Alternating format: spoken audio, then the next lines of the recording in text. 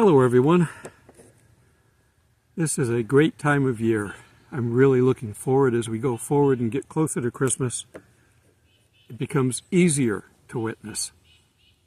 Yeah, there's those out there that are going to be sticking the muds no matter what. But the people that we have a chance to work with, that God has been preparing, they'll be more receptive to us talking about Christmas when we're close to it. So I want to cover a couple things in this video. A lot of the things that we do that are traditional Christmas things. People use that scapegoat analogy all the time. I'm not going to celebrate Christmas, it's a pagan holiday. No, it's not. Pagans breathe air. If I breathe air, am I a pagan? No. Don't go drawing parallels for that. Everybody's got a birthday. Some people are going to have a birthday that correlates with something significant in history. When that happens, that doesn't mean that they've got anything to do with it. So don't draw parallels where they don't belong. Okay, and before I move on, I did want to say that there are plenty of other verses from my last video that point to Jesus, but a lot of them you wouldn't know until after you saw Jesus and what he did. For example, Psalm 22. If you come down to follow along with me, Psalm 22, starting in verse 14. It's all about it, but this gets specific. I am poured out like water. All my bones are out of joint. My heart is like wax. It is melted in the midst of my bowels. My strength is dried up like a potsherd, and my tongue is cleaved to my jaws, dry mouth. And thou hast brought me into the dust of death. For dogs have encompassed me. The assembly of the wicked have enclosed me. They pierced my hands and my feet. I may tell all my bones. They look and stare upon me.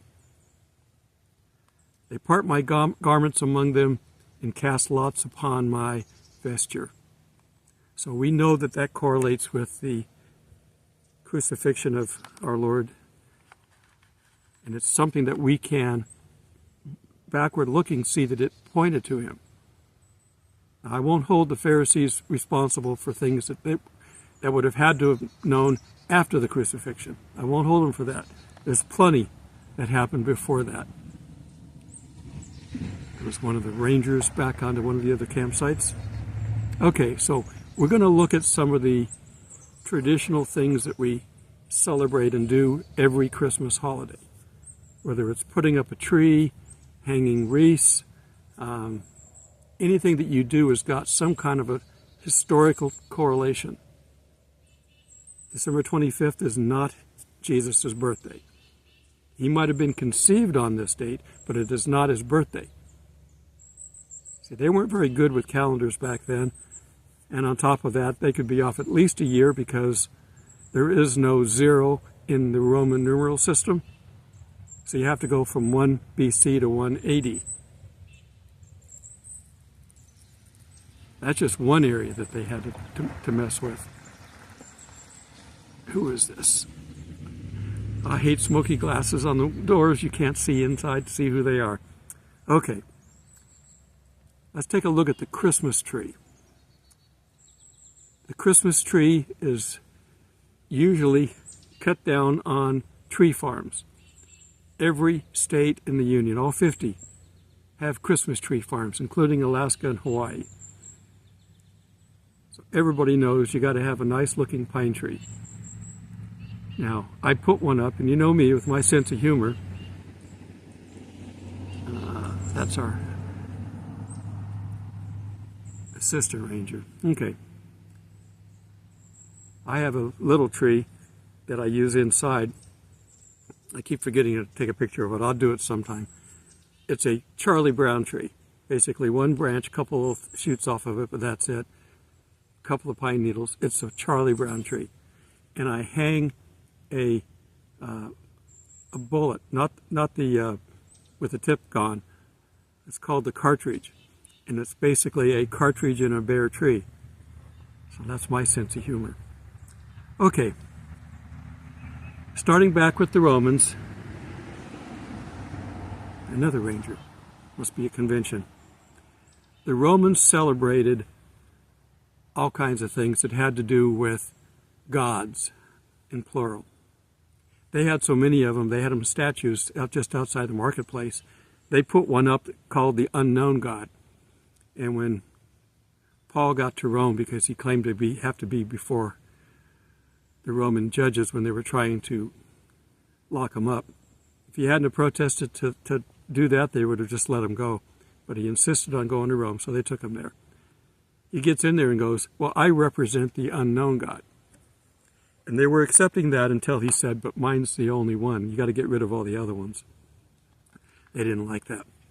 But they celebrated seasons. I may have to stop and go over and check because they're pulling in to look around. But they celebrated the seasons. They've got they named the planets. Saturn. They celebrated Saturnalia, which is a pagan festival. Somewhere between, it's around the solstice, so somewhere between the 21st and the 24th, something like that. It's kind of floating. They celebrated that. Well, when the Christians needed a place to celebrate, they didn't want to celebrate when there was nothing going on, because that would be easily spotted.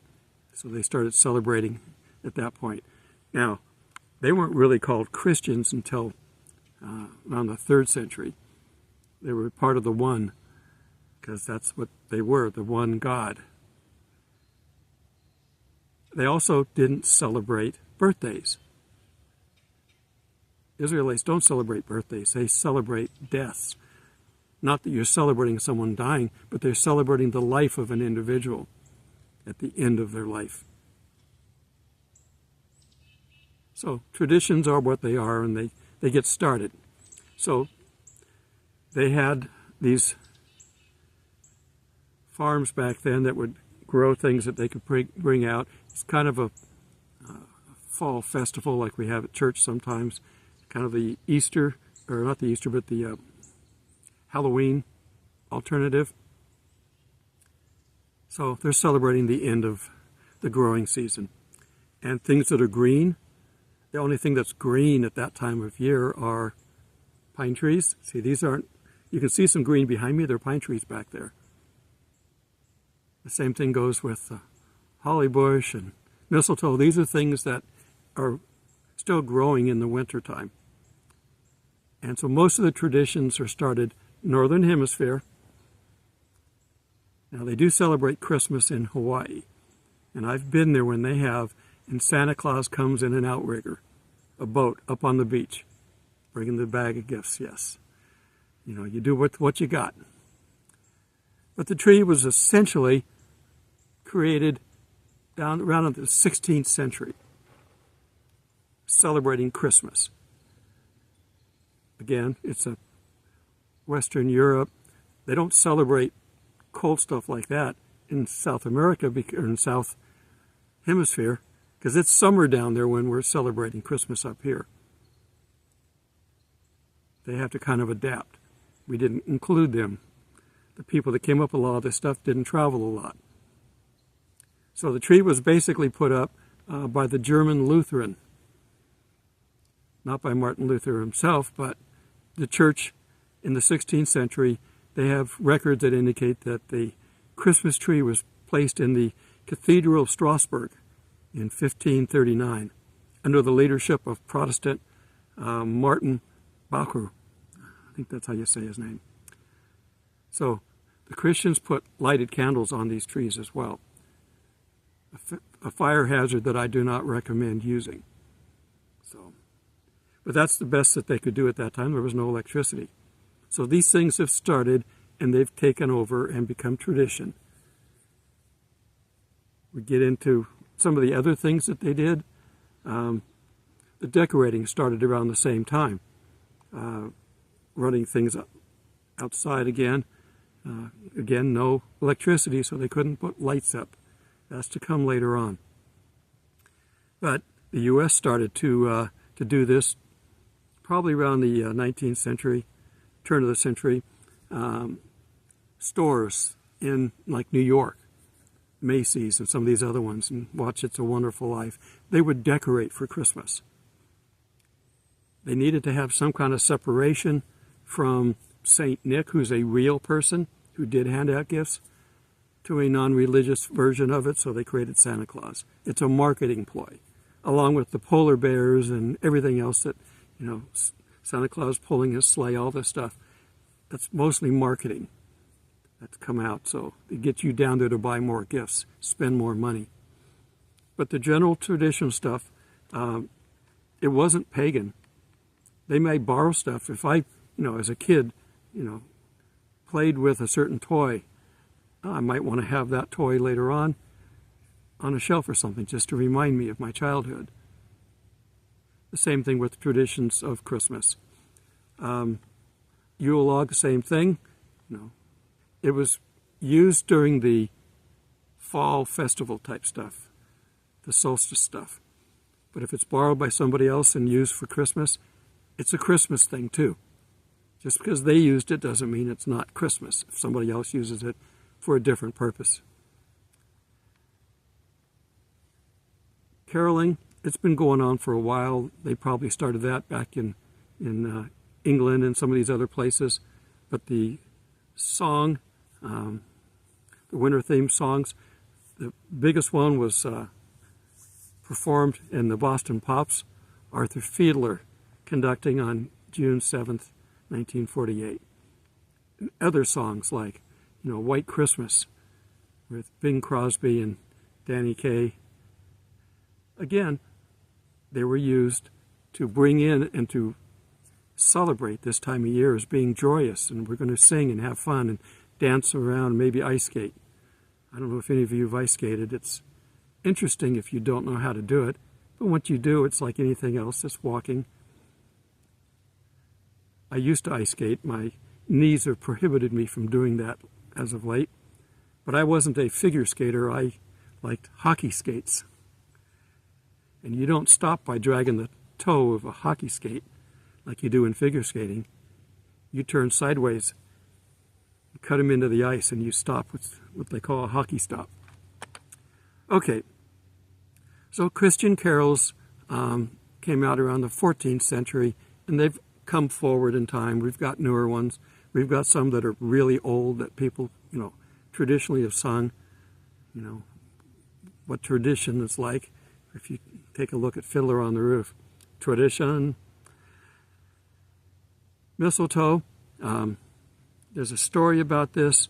A North, what's he called? Nordsman, yeah, by the name of Frigg, declared mistletoe to be a symbol of love after her son's death. She did, I guess, and promises to kiss anyone who passed underneath it. It is a symbol of love.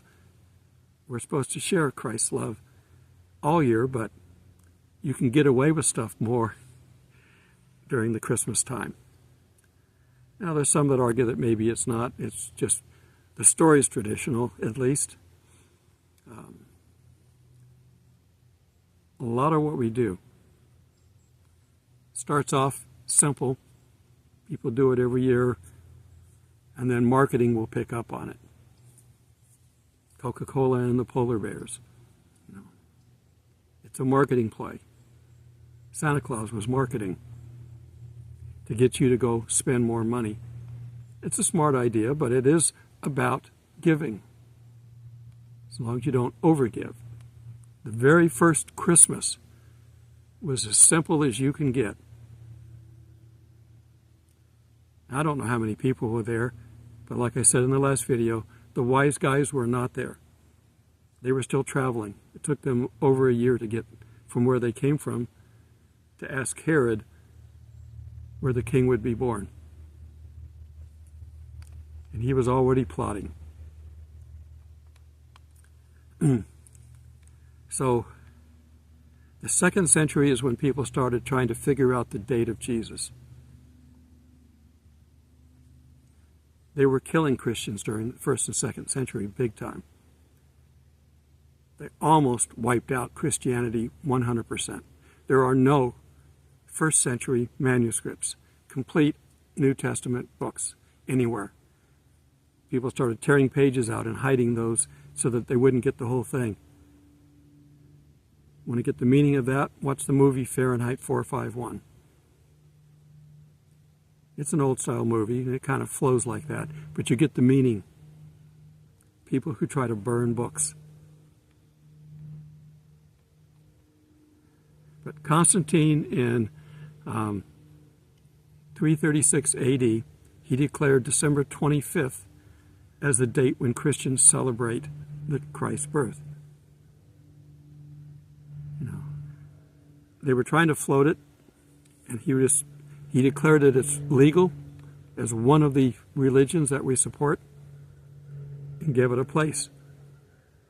Now, it still had to fight its way for a few centuries, but it got out there. Now, what about your turkey dinner? That's, again, a tradition. Probably started, again, traditional stories can be traditional and may not be 100% accurate, but they're claiming Henry VIII, he would serve a Christmas feast. And it would feature either geese or chicken or beef, boars or swans and peacocks. So they eventually in the 16th century they brought in the turkey. It's a nice big bird. Chickens are small. The rangers are driving around. They got people coming in on the weekend. I'll be sharing my campsite. Right now I'm the only one in here, but there's some people coming in today. So the turkey came in the 16th century. All the things that we do, we as Christians are doing these to celebrate a Christ Day. Christmas is it's a mass for Christ. That's got its Catholic tie-in there. But it's the day we celebrate it. It's as good as any other day. If you're a Christian, it doesn't matter. You should be celebrating it every day. But the world knows about it, so we can use it as an opportunity to get out and spread the message. You can say hello, Merry Christmas to so many people on the street. People want to know why you're in a good mood. Well, this is Christmas season. We're past Thanksgiving, you can decorate. We're not to the stage yet where the world has completely turned off to Christ. We still have the people that are here now, and we're here telling us that there are those out there that we need to reach. Do what you can. If you know of somebody in your neighborhood who's by themselves, bake or buy a cake, pie, take it over to them. Take some leftovers over to them. Maybe they're not having a turkey dinner. I've never missed a Christmas dinner, even when I was by myself. I lived in the San Francisco area for a while, but my dad and family lived up in Reno, Nevada. That's a long drive, not going up over the Sierra Nevada mountain. That's where the Donner Party met their end, because it is a big mountain and it can snow. And if you're doing this to match a holiday, you don't have a choice. So I'm driving up for the weekend to spend Christmas up there, and they closed the pass. Too much snow. So I went down to the first exit where they had motels and checked in. This is Christmas Eve, found a all-night store, gas station store, run by somebody who's probably not Christian, and bought a turkey TV dinner. Those are the old Swansons that were in the freezer department in foil. You couldn't use a microwave back then. I don't even know if microwaves are out at that point. I took it back and I put it into a toaster oven that they let me borrow at the motel and cooked it, and that was my dinner. Now they opened the pass the next day, and I got over there, and I had Monday is well off. I had Friday and Monday, but I had some things to do in town. But anyhow, I had a Christmas meal. And at that time, I could drink eggnog, so I probably had some. I'm not supposed to drink it now. And I certainly don't put alcohol in it. All right. Put a smile on your face. This is a great time of year. I know there's a war going on, but it's not a Christian war yet. So celebrate being with your family. These are traditions within the Christian church. There may be some overlap into a pagan church. But again, I drink water, pagans drink water. Are we related? No, nothing. What we do and what we use, if you're doing it for Christ, then it's a Christian event. If you're doing it for some other god, then it's a pagan event. Be sure to invite Christ to your party. All right. I might have one more in this series on Christmas, but I've pretty much covered everything. I haven't actually gone in and read the actual Christmas story because everybody should be familiar with that. I wanted to look at some odd things that come up. It doesn't matter where you are in the Northern Hemisphere. It's easy to pretend that this is true. Have a fire in the fireplace. If you want to roast chestnuts, you can. Even if you get one of those artificial logs that's just sawdust with wax, doesn't matter. Have a fire. And if you really don't have a fireplace, put the computer monitor up and go on YouTube. There's a gazillion fireplace videos you can run. Some of them even have Christmas music. There's no excuses. Have a great one, everyone.